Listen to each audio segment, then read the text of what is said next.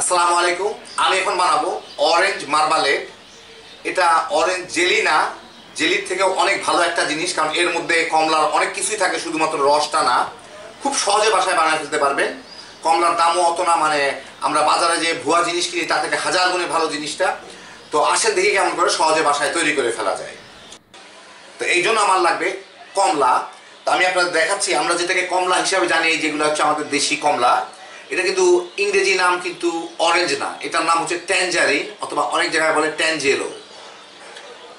এটা রস দিয়ে তৈরি করা অনেক কিছু তৈরি হয় না। আমরা যে কমলার রস টস, অরেঞ্জ জুস যেগুলো বাজার থেকে কিনি, মানে বিদেশি ব্র্যান্ডগুলো, বাংলাদেশে তো জুস নয়, জুসের কিছুই থাকে না। যেগুলা খাঁটি জিনিসটা আমরা কিনি সেগুলো তৈরি হয় এইগুলা দিয়ে, যেটাকে আমরা মালটা বলি আর কি। তো আমিও এই মালটা দিয়েই তৈরি করবো, কারণ এগুলা জুসের জন্য, আর এটা হচ্ছে এমনি কোয়া কোয়া খুলে খাওয়ার জন্য। যাই হোক, তো এখন আমি কমলা মানে মানে যেটাকে অরেঞ্জ বলে ইংরেজিতে, এই জিনিসটাকে আমি নিয়ে এটাকে আমি কেটে, এখান থেকে কেটে এর ভিতর থেকে আমি জুসটা বের করে নিব। তো কমলার রস বের হওয়ার পরে যে কমলার ছোবাটা থাকবে, এই যে দেখেন, এই ছোবাটাকে আমি কেটে নিব। 4 ভাগ করলে সুবিধা। কেটে এখন এর ভিতর থেকে আমার এই সাদা অংশটুকু ফেলে দিতে হবে। তো সহজভাবে আমার ফেলার উপায় হচ্ছে এইভাবে ধরে, এভাবে একটা ভোঁতা টাইপের ছুরি দিয়ে এভাবে কাটলে উপর থেকে জিনিসটা সাদা অংশটুকু অনেকটাই আলগা হয়ে চলে আসে। এই যে দেখেন, আলগা হয়ে চলে আসলো। আর ভিতরে যেটুকু আছে সেটুকুও যতদূর পারি, একদম যতটুকু পারি আমি নিয়ে নিব।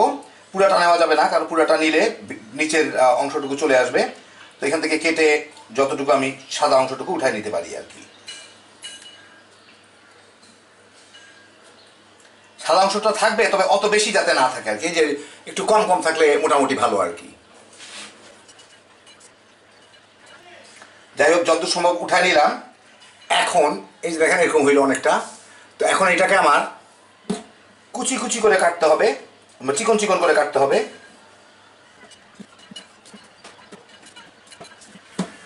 এভাবে কাটলাম, কেটে একটু লম্বা লম্বা আছে, এটাকে আমি মাঝখান থেকে 2 ভাগ করে ফেলবো। এখন এই ধরনের হইল আর কি। এই যে এই ধরনের আমি কুচি কুচি করে নিব চোচাগুলাকে, যতটুকু প্রয়োজন হয় আমার। আমি এখন একটা লেবু নিয়ে গ্রেটারের যে চিকন জায়গাগুলো আছে, মোটাটা না চিকনটা, ওটা দিয়ে এটা ঘষে ঘষে লেবুর উপরের এই সবুজ চোচাটাকে একটু নিয়ে নিব। একে লেমন জেস্ট বলে। হালকা করে ঘষবো যাতে গুঁড়া গুঁড়া হয়ে পড়ে আর কি। এই যে দেখেন, এরকম যে ছোট ছোট গুঁড়া পড়তেছে, এই গুঁড়াটুকু আমি বের করে নিব। একটা লেবু নিলেই হবে। খেয়াল রাখতে হবে সাদা জায়গাটা যাতে না আসে।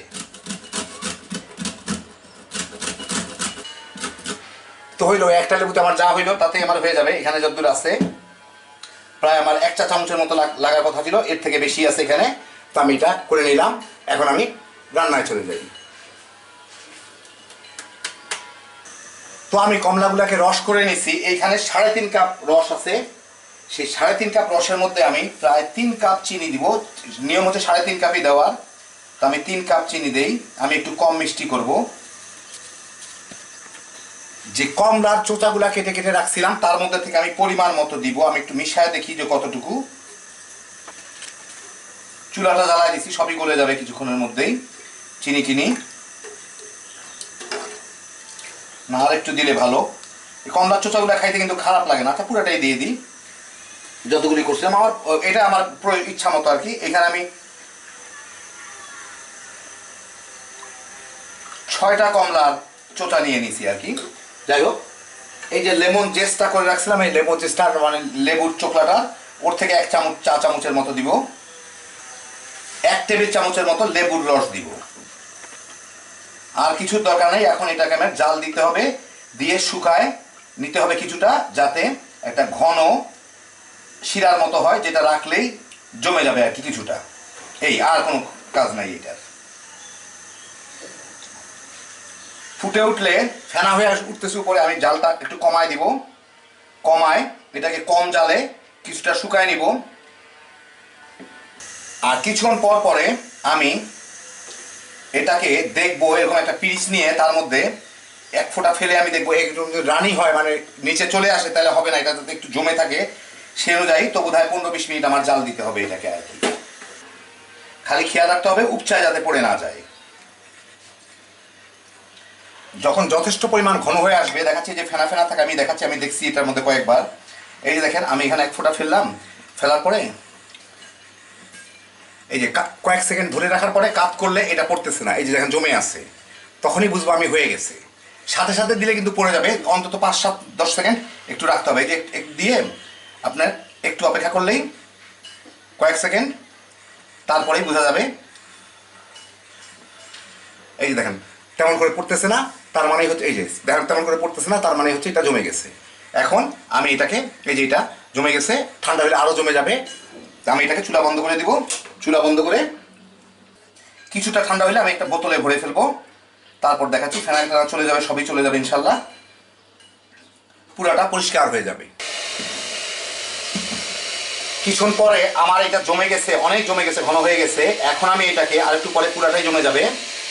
এখন আমি একটা বোতল নিচ্ছি, জার, কাঁচের জার, এটার মধ্যে আমি এগুলাকে ঢেলে দিব।